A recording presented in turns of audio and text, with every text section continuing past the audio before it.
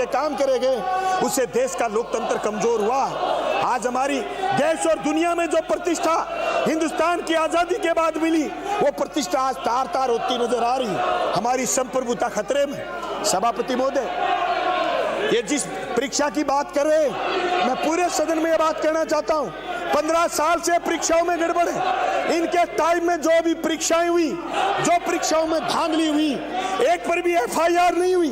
FIR हुई तो किसी में चालान नहीं हुआ, चालान हुआ तो किसी में सजा नहीं हुई। इन्होंने कहीं पैरवी नहीं करी। 5 साल भर्तियों को रोकने का काम करा, इसीलिए इनकी सरकार को लोगों ने हरा दिया। आज ये चाहते नहीं कि युवाओं को रोजगार मिले, इसलिए ये भर्तियों को लंबित करना चाहते हैं। इन्होंने ये तय कर लिया कि युवाओं को रोजगार नहीं मिले। इस बात के लिए अटपटे नारे लगा रहे हैं। ये पता नहीं किस किस टाइप की बात कर रहे हैं। आज देश में करोड़ों नौजवानों को बेरोजगार करने का काम जो केंद्र की सरकार ने करा, मैं समझता हूं GST लगने के बाद राज्यों की सरकारों की कोई हिम्मत ही नहीं बची कि वो अलग से कोई नई नीति तय कर ले। राज्य की सरकारों के पास इतना कोई बजट नहीं बचा कि अगर केंद्र की सरकार अलग नीति लेकर के आए और राज्य की सरकार अलग नीति लेकर के आए। ये बात सही है कि हमारा GST के बाद जो राज्य का राजस्व पेंडिंग था, उससे हमारी बहुत सारी योजनाएं कमजोर पड़ी। सभापति महोदय, जल जीवन मिशन की बात अगर हम करें, गांव-गांव ढाणी-ढाणी में पानी जाने की बात जो करी है, उसमें 45 पैसे केंद्र की सरकार आज के दिन दे रही है, जबकि 55 पैसे राज्य।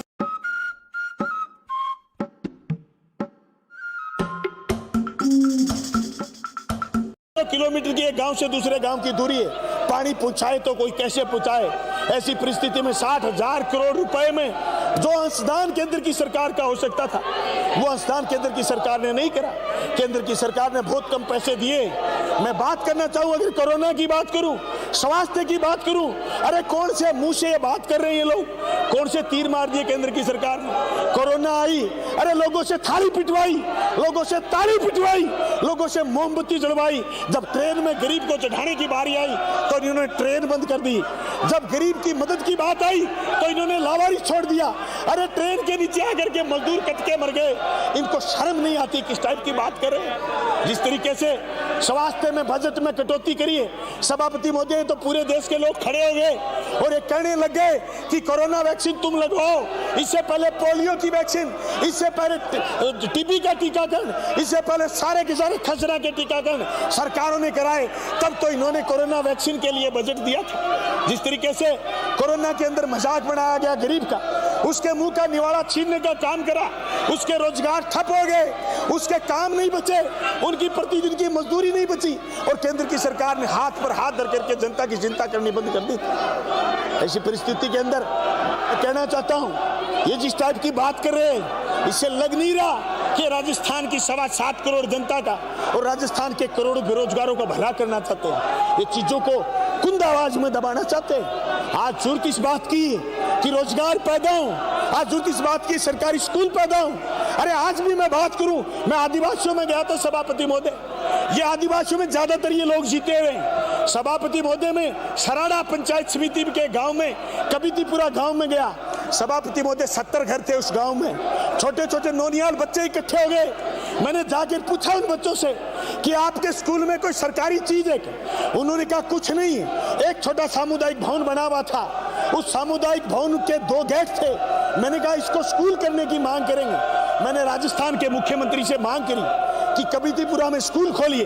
उन्होंने दूसरे दिन आदेश कर दिए। इनके 15 MLA जीत करके आते हैं वहां से।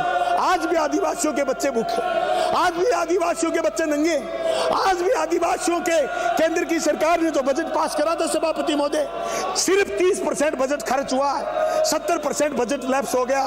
आज भी वहाँ डिस्पेंसरी नहीं है, आज भी वहाँ आदमी का वजन 45 किलो है, आज भी वहाँ महिला सिर्फ 32 किलो 35 किलो की, वहाँ अभी भी मृत्यु दर बच्चों में बहुत ज्यादा है। सभापति महोदय, हमें चिंता इस बात की करनी है, हमें इस बात की चिंता करनी है कि शिक्षा गरीब तक कैसे पहुंचे, शिक्षा दबे कुचले तक कैसे पहुंचे, अच्छा स्वास्थ्य उनको कैसा मिले।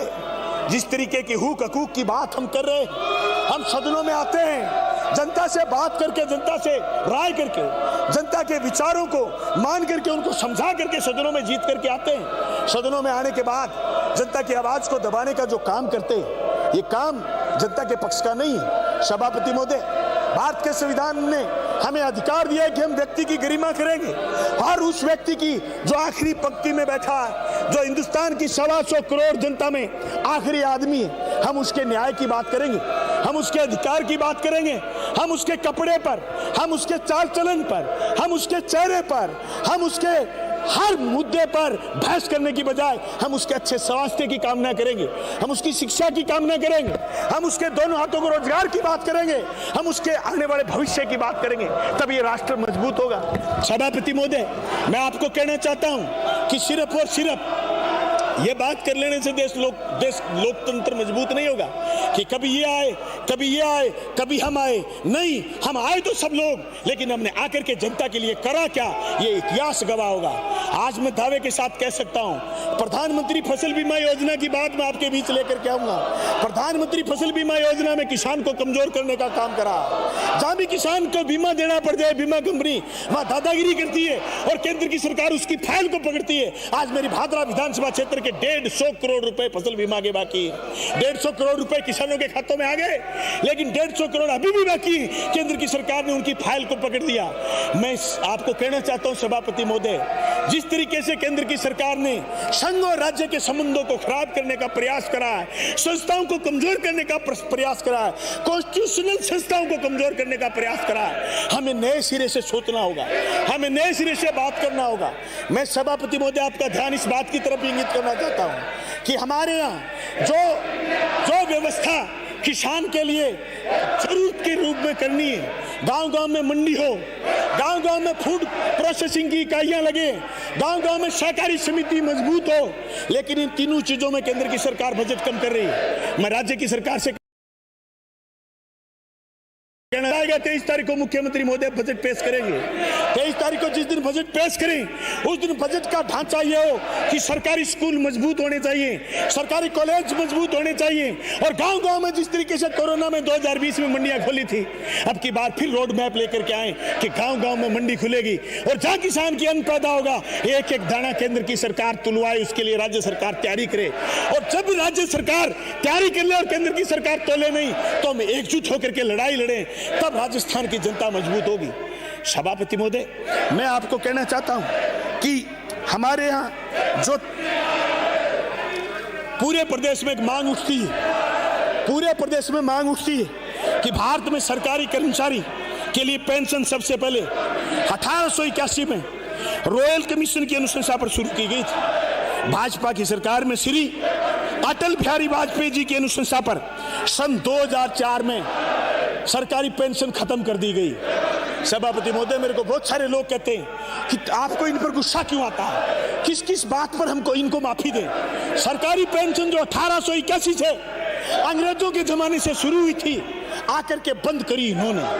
अरे देश को समझबाग इन्होंने ये दिखाया कि हम अच्छे दिन लाएंगे, न्यू इंडिया, शाइनिंग इंडिया की बात करी, पर सबसे पहले जो कुठाराघात इन्होंने करा, जाति और धर्म के नाम पर समाज को बांट करके राज में आने वाले लोग, 1881 से पेंशन शुरू करी, उस पेंशन को 2004 में अटल बिहारी वाजपेयी जी ने खत्म करा। उस पेंशन की, ओल्ड पेंशन की मांग को लेकर के आज हजारों हजार लोग, हजारों लाखों कर्मचारी सड़कों पर उतरते हैं और कह रहे हैं कि ओल्ड पेंशन मांग करो। सभापति महोदय, मेरी विधानसभा क्षेत्र की 2004 के बाद की नियुक्त 2 महिलाएं रिटायर हुई हैं, एक की पेंशन 735 रुपए हुई है। इनके सिलेंडर का भाव 1 रुपए है। अरे घर में सिलेंडर भी नहीं ला पाएगा बूढ़े, अरे घर में सिलेंडर भी नहीं ला पाएगा, बुढ़ापे में कैसे जीवन की लाठी कैसे चलाए। सभापति महोदय, ये बातें हमारे लिए बहुत जरूरी है। आज हम राज्यपाल के अभिभाषण पर इसलिए इन बातों का जिक्र कर रहे हैं कि आज राज्य कमजोर हुए हैं इस जीएसटी के बाद। आज राज्यों के पास ये स्थिति नहीं है कि वो अपना खुला फैसला अलग से कर लें। जिस जीएसटी के खिलाफ हुआ करते थे, ये उसी जीएसटी के पक्ष में हो गए और कठोर कानून बना करके जीएसटी को लेकर के आए। ये मैं बात करना चाहता हूं इस बात की, 1991 में जब देश के प्रधानमंत्री नरसिम्हा राव थे, और इस देशीकरण की नीतियां आई तो सबसे पहले धोती फाड़ के बोले थे आडवाणी जी कि नीतियां हम लाएंगे। उसके बाद जो भी सरकारें आई वो नव उदारवाद की थोड़ी थोड़ी नीतियों को लागू करा, लेकिन ये जो राज में आए ये उन नीतियों को इतनी तेजी से लागू करा कि अमीर और गरीब के बीच खाई बढ़ी है, अमीरों की संख्या बढ़ी है, लेकिन गरीब और तेजी से गरीब हुआ। ये जो फासला करने का काम करा अमीर और गरीब के बीच, ये संविधान विरोधी कदम है सभापति महोदय। इस संविधान में समाजवादी जो शब्द है उस पर ये चोट है सभापति महोदय। समाजवाद की जब बात आती है तो इनके चिंगारी लगती है। वो चिंगारी इसलिए लगती है कि समाजवाद के विरोधी है, ये धर्मनिरपेक्षता के विरोधी है, ये चाहते नहीं कि देश में सारे लोग एकजुट होकर के रहें, इसलिए बात सीधी पाकिस्तान की करते हैं। अरे 1947 में पार्टीशन हो गया था, हिंदुस्तान अलग पाकिस्तान अलग, ये शब्द शब्द पर बात बात पर पाकिस्तान की धमकी देते हैं। जहां भी जिस भी राज्य में चुनाव आता है ये लोगों को पाकिस्तान से डराते हैं। जिस पाकिस्तान की हिंदुस्तान के 125 करोड़ लोगों के सामने कोई औकात नहीं, कोई भी साध नहीं, उस पाकिस्तान के नाम पर डराने का काम करते हैं। सभापति महोदय, ये जो गैलरी में आकर के हमें क्या डरा देंगे, ये खुद डरे हुए लोग हैं। इनको रात को सपने आते हैं और ये सपने में चमक चमक के धरती पर नीचे पड़ जाते हैं, क्योंकि इनके पास अदानी और अंबानी के अलावा कुछ नहीं है। मैं पिछले 1.5 घंटे से इस बात सुन रहा हूं, इनके पास कोई नारा नहीं है, कोई स्लोगन नहीं है, इनके पास कोई बात नहीं है, उल्टा तो और ये इतने अनपढ़ हैं सभापति महोदय, ये कागज भी ढंग से नहीं पकड़ना जानते, कहीं से उल्टा पकड़ रहे हैं, कहीं से पुल्टा पकड़ रहे हैं। इसलिए इन लोगों को ज्यादा सीरियस लेने की जरूरत नहीं है। मैं राजस्थान की सरकार से भी कहना चाहता हूं, इनके दबाव में आकर के तुमने रीट कैंसिल करी, इनके दबाव में आने की जरूरत नहीं थी। एसओजी की जांच का दायरा बढ़ाओ, एसओजी की जांच का दायरा बढ़ाओ। किरोड़ी मिल मीणा को हर बात का कैसे पता है, इस बात का पता करो। किरोड़ी मिल कहता है कि फलाने का संपर्क है, फलाने का संपर्क है, कि फलाने का संपर्क है, फलाने का संपर्क है। सपने आते रात को किरोड़ी जी, जो तुम्हें सारी बात का पता है। एसओजी का दायरा बढ़ाओ और मेरी पुरजोर सदन में मांग है, संसदीय कार्य मंत्री महोदय, कोई सीबीआई को जांच नहीं देनी, राजस्थान की संस्थाओं को मजबूत करो, या जो भी दलाली करता है उसको पकड़ो, जेल के शिक्षकों के भीतर डालो। यार इनके मिलेंगे, अधिकतर मित्र इनके मिलेंगे। मैं आज कह रहा हूं, मेरी विधानसभा क्षेत्र में तो जो खाद्य सुरक्षा में चोरी करते हैं, जो ठेकेदारी में चोरी करते थे, वो सब इनके मित्र थे। मैंने सबको खराब कर दिया, सबको सस्पेंड करवा दिया। आज मैं धन्यवाद करना चाहूंगा, प्रशासन गांव के संग कैंप में गया, मैं 28 पंचायतों में गया, कहीं भी खाद्य सुरक्षा में कोई शिकायत नहीं मिली, क्योंकि इनके पगों मैंने सस्पेंड कर दिया था।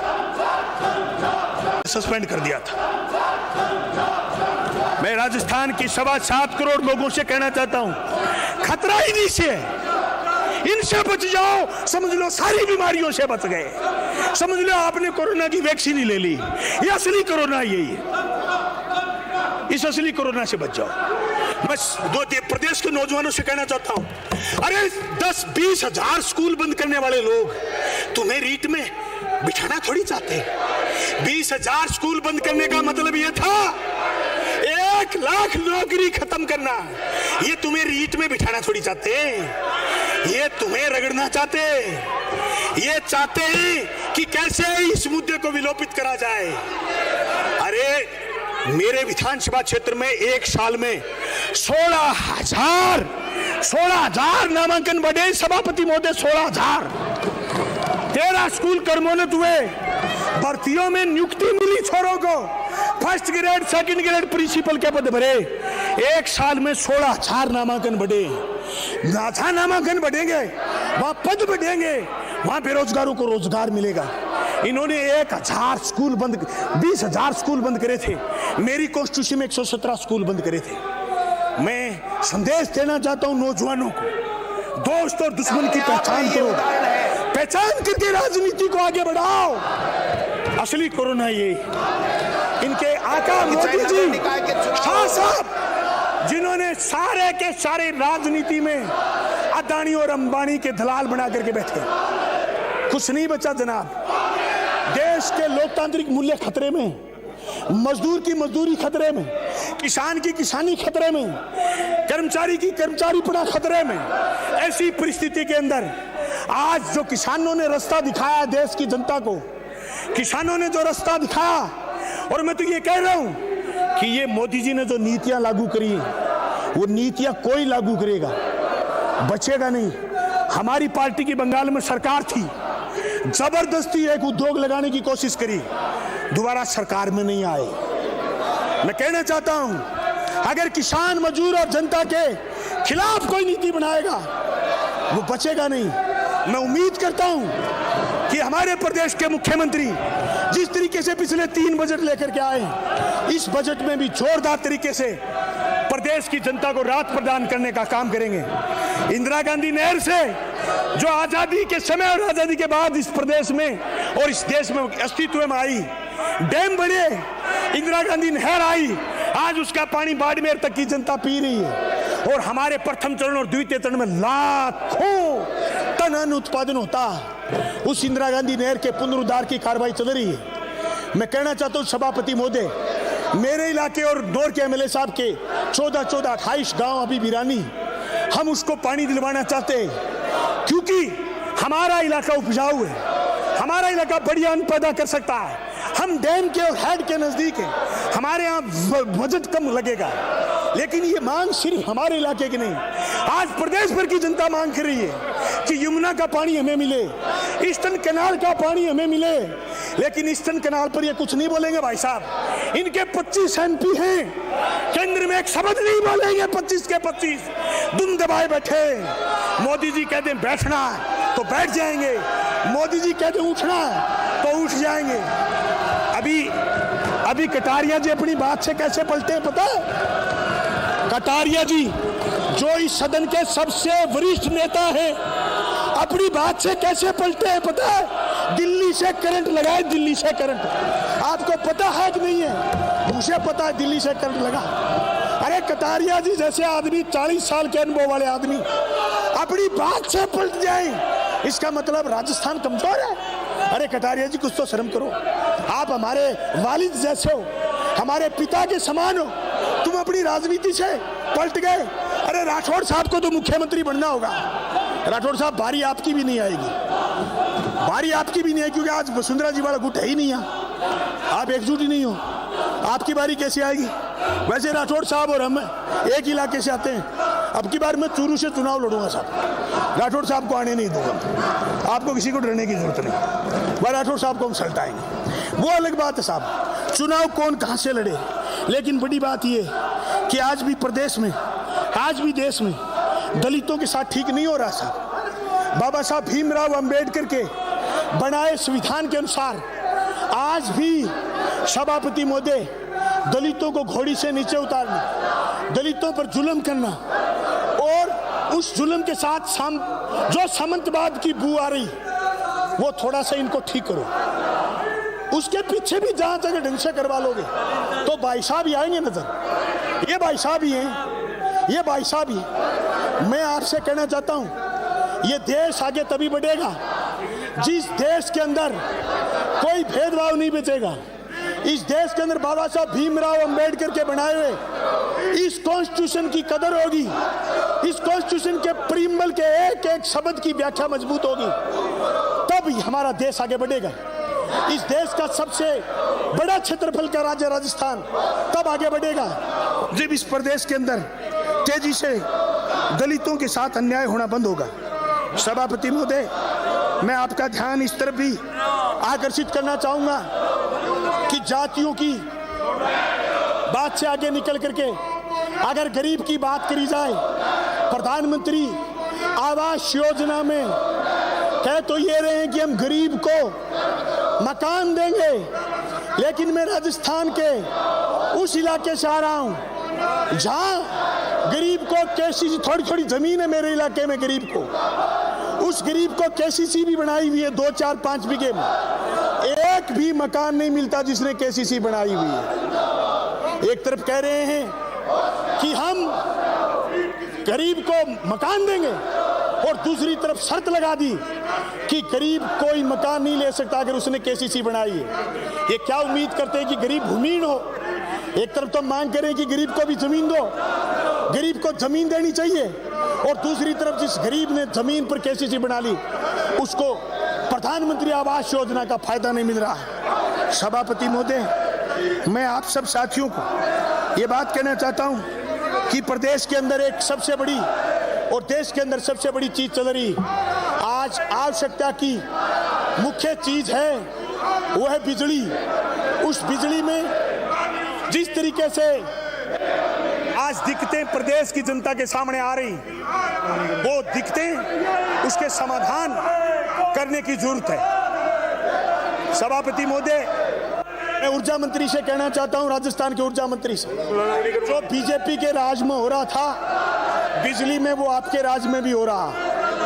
अन्य देय के नाम पर, फ्यूल चार्ज के नाम पर प्रदेश की जनता राज्यपाल के अभिभाषण में सुनना चाहती थी कि घरेलू बिजली के दाम भी घटेंगे। इसलिए आप 23 तारीख को आने वाले मुख्यमंत्री जी के बजट में प्रदेश की जनता को राहत देने का काम करेंगे। पार्ट 2 करने के लिए सबसे बड़ा कदम है किसान की बिजली फ्री हो और घरेलू बिजली में आपको दाम कम करने हैं। फिर देखते हैं पार्ट 2 से रोकता कौन है। इनसे डरने की जरूरत नहीं, ये तो अब से ही छड़ जाएंगे, अब से कम हो जाएंगे। ये जिस टाइप की लो लेवल की बातें कर रहे हैं आप तो चिंता ही छोड़ो इनकी। मैं कहना चाहता हूं किसानों की कर्ज माफी पर सदन में कांग्रेस, बीजेपी, सीपीएम, बीटीपी, अन्य निर्दलीय सारे लोग एकजुट होंगे मेरे ख्याल में। अगर एकजुट नहीं है, केंद्र सरकार को प्रस्ताव नहीं भेजते तो फिर कर्ज माफी की बात ना टका। सहकारी समिति में जो कर्जे माफ हुए उसके बाद कॉमर्शियल बैंक के जो कर्जे बचे उसके लिए सदन में ये प्रस्ताव मैं लेकर के आता हूं और मैं दस्तखत कराऊंगा। जिस तरीके से मुख्यमंत्री जी ने 5 करोड़ रुपए करे एमएलए लैंड के, उसी तरीके से सारे लोग बड़ा दिल रखते हुए केंद्र सरकार को प्रस्ताव भिजवाएंगे कि सारे किसानों का कर्जा माफ कॉमर्शियल बैंकों का भारत सरकार करे और 90-10 की स्कीम इस तरीके से बैंकों में सेटलमेंट की प्रस्तावित की गई है उस स्कीम को आगे बढ़ाने का काम करे। आज प्रदेश का किसान खुशहाल होगा, प्रदेश का नौजवान खुशहाल होगा, उसको अच्छी शिक्षा मिलेगी, अच्छा स्वास्थ्य मिलेगा। मैं एक तो मुख्यमंत्री जी का धन्यवाद करना चाहता हूं, उन्होंने एक मोहल्ला क्लिनिक की बात करी थी। मोहल्ला क्लिनिक कितना धरातल पर आया है ये तो शायद उस दिन वो बात पेश करेंगे, लेकिन कई जगह खुले। कोरोना में जो सरकारी हॉस्पिटलों की स्थिति ठीक हुई है, मैं कहता हूं मोहल्ला क्लिनिक को और ठीक करने की जरूरत है। मोहल्ला क्लिनिक मजबूत होगा तो लोगों का स्वास्थ्य ऊंचा होगा, लोगों का स्वास्थ्य ऊंचा होगा तो लोग शाणे होंगे, लोग शाणे होंगे तो पढ़ेंगे, लोग पढ़ेंगे तो फिर बीजेपी में नहीं रहेंगे। जहां लोग पढ़ लेंगे वहां फिर लोग बीजेपी में नहीं रहेंगे। एक बार संसदीय मंत्री जी केरल में कोई बीजेपी का एमएलए जीत गया तो वहां पत्रकारों ने पूछा केरल के मुख्यमंत्री से और ये कहा कि ये बीजेपी का आदमी कैसे जीत गया, तो उसने माफी मांगी और यह कहा कि जिस इलाके में बीजेपी जीती है वहां जरूर हमारी शिक्षा व्यवस्था कमजोर रही है, भविष्य में शिक्षा व्यवस्था वहां मजबूत करेंगे। अगले चुनाव में बीजेपी का खाता ही नहीं खुला। मैं कहना चाहता हूं आदिवासियों में इनके 15 आदमी जीते हुए, आप तो 100 स्कूल खोल दो ये कभी नहीं जीतेंगे, ढाकी लग जाएगी। गिन के 100 स्कूल खोल दो। एक तो मैं खुलाया मुख्यमंत्री से मांग करके 99 और खोलने, 99 डोटासरा जी आप खुला दो, ये नहीं जीतेंगे लोग। जब शिक्षा आ गई ये बाउल पर नहीं बचता। फिर आपने कभी भी किसी भी सदन में आप तो 5-5, 7-7 पर जीत के आए हो, नारे लगते हुए देखे होंगे, आवाज देखी होगी, धरना प्रदर्शन देखा होगा, ये रोआ कुक्का देखा है क्या कभी? भाई किसी सदन में ये रोआ कुक्का होता है क्या? ये क्या मांग कर रहे हैं इनको खुद को नहीं पता। इसलिए मैं राजस्थान की सरकार से मांग करना चाहता हूं जहां जहां ये भाई जीत के आ रहे हैं वहां स्कूलों को मजबूत करने का काम करें। सभापति महोदय में मेरी बात एक और बहुत जरूरी है।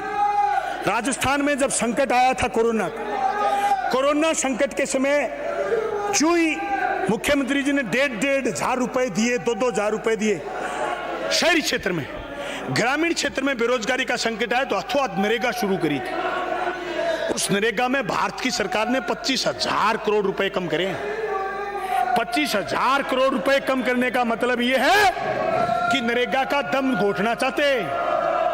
राजस्थान की सरकार को नरेगा पर ध्यान देना है और नरेगा के तहत गांव में हो रहे विकास के काम और नरेगा के तहत श्रमिकों को मिल रही मजदूरी की हम सबको मिलकर के हिफाजत करनी है।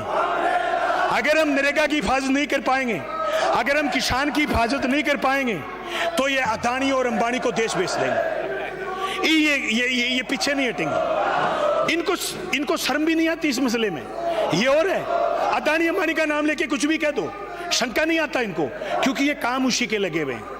इससे बड़ी बात क्या हो सकती है कि देश की जनता ने अपने एक एक खून पसीने की कमाई से पैसे दिए, राजस्व दिया, उससे रेल आई, उससे तेल की कंपनियां बनी, उससे हवाई जहाज के एयरपोर्ट बने, उससे हमारे पोस्ट ऑफिस खुले, उससे हमारे बड़े बड़े संस्थान बने, उससे हमारे 9 रत्न बने, इस्पात का कारखाना, सीमेंट का कारखाना, लोहे का कारखाना, स्टील का कारखाना, हिंदुस्तान पेट्रोलियम, भारत पेट्रोलियम, बेटे के बापों ने सारे बेच दिए, सारा सामान बेच दिया। अब एक ही काम लगे रहते हैं कि साहब 2022 वाली बात तो गई, आमदनी दुगनी होने की बात कर रहे थे, अब कह रहे हैं 2047 में आमदनी दुगनी होगी। 2047, यानी मुझे अचंभा हो रहा है कि एक देश का प्रधानमंत्री ऐसे पलटी कैसे मार सकता है। मैं राज्यपाल के अभिभाषण पर इसलिए देश के प्रधानमंत्री का जिक्र कर रहा हूं कि मैं हिंदुस्तान के इस संविधान की छाया में जी रहा हूं, मैं हिंदुस्तान के इन 5 लाइनों की छाया में जी रहा हूं। इसलिए मैं महसूस कर रहा हूं, अगर मेरा देश कमजोर होगा, मेरा संविधान कमजोर होगा, तो राजस्थान आगे कितने दिन बढ़ेगा। इसलिए सभापति महोदय, मैं आपसे एक बात नरेगा की बीच में रह गई।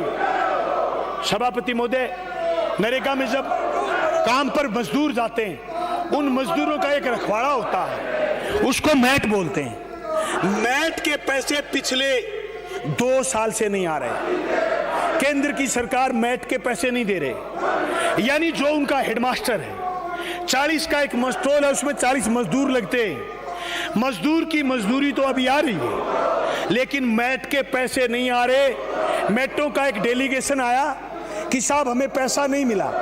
मैंने पूछा कितने दिन से, बोले 2 साल से नहीं मिला। सभापति महोदय, मुझे तो लग रहा है ये 25,000 करोड़ इस बजट में कम रखें तो अगली बार ये मजदूरों का पैसा भी नहीं देंगे।